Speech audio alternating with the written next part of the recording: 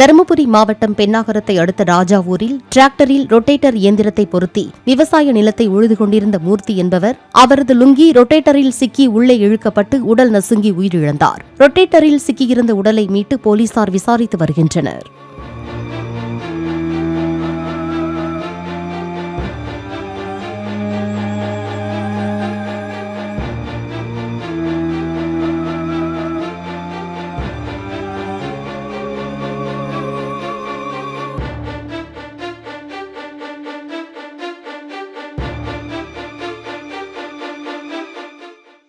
Play store மற்றும் app ஸ்டோரில் இருந்து பாலிமர் செயலியை QR கோடு மூலம் பதிவிறக்கம் செய்யுங்கள்.